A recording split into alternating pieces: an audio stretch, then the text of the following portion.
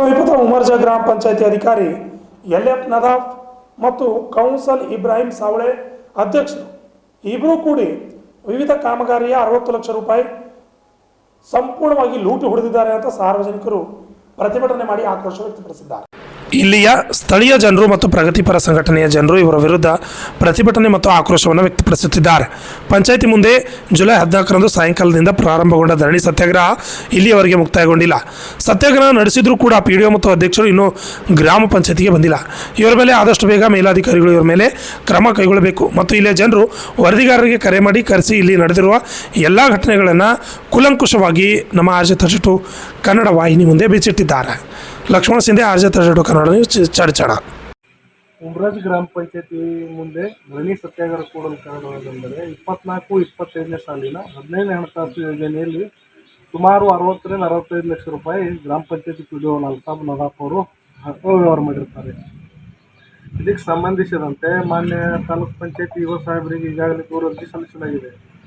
ಅವರು ಇವರಿಗೆ ಉತ್ತರ ಕೇಳಿ ನೋಟಿಸ್ನು ಕಳಿಸಿದ್ದಾರೆ. ಆದರೆ ಆ ಉತ್ತರ ಇನ್ನೂ ಬಂದಿಲ್ಲ. ಇವ್ರ ಕಡೆ ಉತ್ತರ ಹೋಗಿಲ್ಲ. ನಾವು ಒಂದು ಸುಮಾರು 2 ತಿಂಗಳ ತನಕ ಕಾಯ್ದೇವಿ. ಆಮೇಲೆ ನಮ್ಗೆ ಅನಿವಾರ್ಯ ಬಂತಿದ್ರು ಧರಣಿ ಸತ್ಯಾಗ್ರಹ ಕೊಡೋದು. ನಾನು ತಹಸೀಲ್ದಾರ್ ಸಾಹೇಬ್ರ ಗಮನಕ್ಕೆ ತಂದು ನಾವು ಇವತ್ತಿನ ದಿವಸ ಇಲ್ಲಿ ಧರಣಿ ಸತ್ಯಾಗ್ರಹ ಕೊಡಿದ್ದೀವಿ. ಮಾನ್ಯ PDO ಅಲ್ತಾಫ್ ನದಾಫ್ ಅವರು ಸಸ್ಪೆಂಡ್ ಆಗಬೇಕು ಮತ್ತು ಎಷ್ಟು ಬೋಗಸ್ ಬಿಲ್ ಮಾಡ್ಯಾರಲ್ಲ ಹೊಳಿ ಸರ್ಕಾರಕ್ಕೆ ಪರಿಣಾಮ ಮಾಡಬೇಕು. ಅವಾಗೇ ನಾವು ಇಲ್ಲಿಂದ ಹೇಳ್ತೇವೆ. ಅದು ಅಹೋರಾತ್ರಿ ಧರಣಿ ಸತ್ಯಾಗ್ರಹ. ನಾವು ಇಲ್ಲಿಂದ ಮನೆಗೆ ಹೋಗೋದಿಲ್ಲ.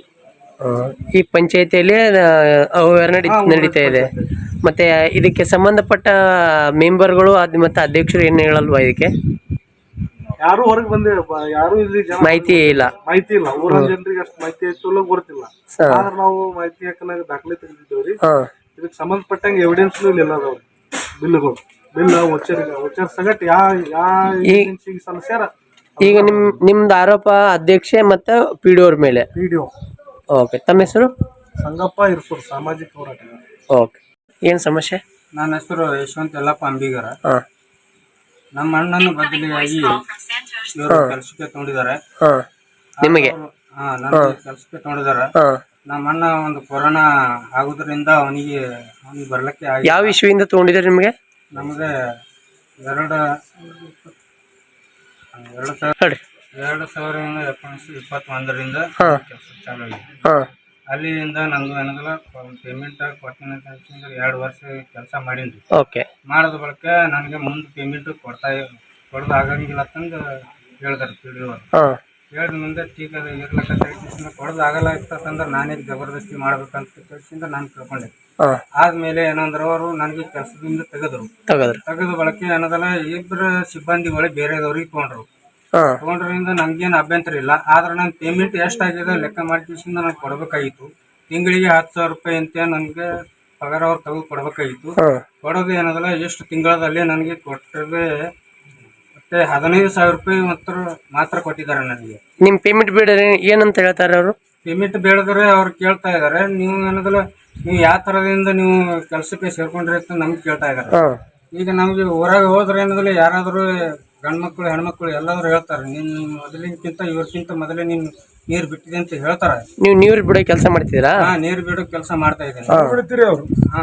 ಅವ್ರು ನೀರು ಬಿಡೋ ಕೆಲಸ ಮಾಡೋದ್ರಿಂದ ಅವ್ರು ಕೇಳಿದ್ರೆ ನಮ್ ಪೇಮೆಂಟ್ ಅನ್ನೋದಲ್ಲ ನಿಮ್ಗೆ ಕೊಡ್ಲಕ್ಕೆ ಅನ್ನೋದಲ್ಲ ನಾಳೆ ಕೊಡ್ತೀನಿ ನಾಳೆ ಕೊಡ್ತೀನಿ ಅಂತ ಹೇಳ್ತಾರೆ. ಹಿಂಗಂತ ಹೇಳಿ ದಿನಗಳು ತೆಗಿತಾರೆ. ಎಷ್ಟು ವರ್ಷ ಪೇಮೆಂಟ್ ಬರ್ಬೇಕು ನಿಮ್ಗೆ?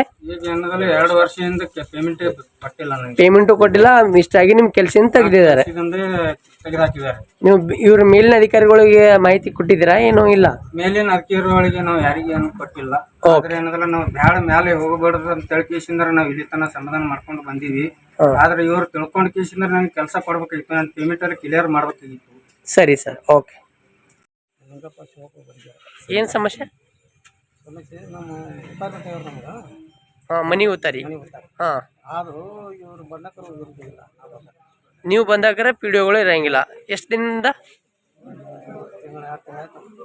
ಮತ್ತೆ ಇದಕ್ಕೆ ನಿಮ್ಮ ಸಂಬಂಧಪಟ್ಟ ಸದಸ್ಯರು ಅಧ್ಯಕ್ಷರು ಏನಾದರೂ ಹೇಳಿದಾರ? ಅವರು ಬಂದ ಮೇಲಕ್ಕೆ ಹೇಳೋನು ಕೊಡೋನು. ಆದರೆ ನೀವು ಯಾವಾಗ ಬರ್ತೀರಾ ಆಳಾಗ PDO ಇರಲ್ಲ. ಓಕೆ. ತಮ್ಮ ಹೆಸರು? ಇದೇ ಊರದವರಾ? ಓಕೆ.